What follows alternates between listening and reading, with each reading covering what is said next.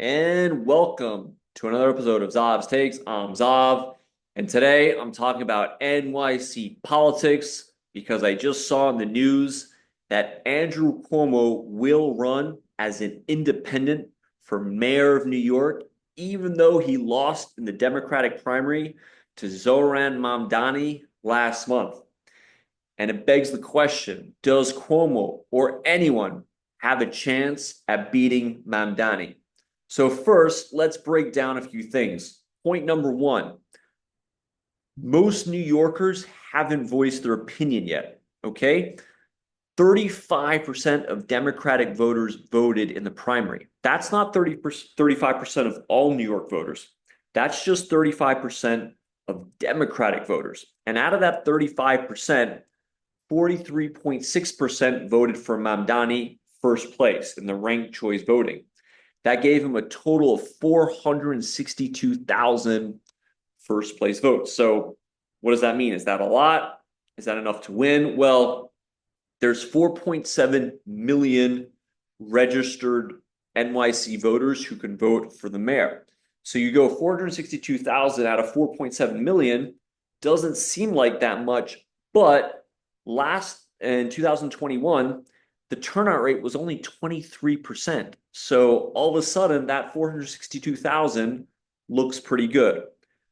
The bottom line is Mamdani did a great job at creating a base that turned out for him last month in the primary, and they're going to turn out for him in November.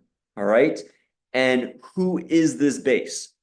Number one, young voters. He killed it with young voters, especially young voters between 18 and 29. All right. Number two, the white vote. Okay. In certain areas, he got up to 70% of the white vote. All right. And also, he got a good portion of just as high with South Asian voters and also upper middle class. We're talking 50 to 104,000 a year salary. And geographically, we're looking at Prospect Park in Brooklyn. He did really well. And so, Brooklyn, you go up to about Greenpoint in Queens, right along the East River. So, that's Mamdani's base. That really came out for him. Young, upper middle class white voters, and that South Asian vote as well. Okay. So, those are the people he's very good with. Now, that leaves areas that now I'm not going to go through every demographic. I'm just looking at the ones that it was pretty significant that Cuomo beat him with. All right. Number one, Mamdani did poorly with the black vote, with the vote above 44 years old, people below middle class, and he didn't do very well in Staten Island at all. Okay. So now that you know the groups he does well with, the groups he's struggling with. But what does it all mean? What does that mean? Okay. Is he going to win in November?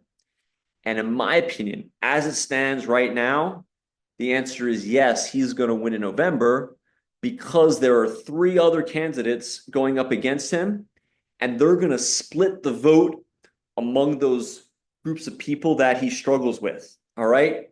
You take number one, Curtis Sliwa, the Republican. Now, I give Sliwa a lot of credit because long before politics, okay, when this city was in bad shape, he formed the Guardian Angels and they protected people on the subway. And he is going to dominate. He's going to get a few 100,000 votes from Staten Island. He's going to clean up Staten Island. It's going straight red.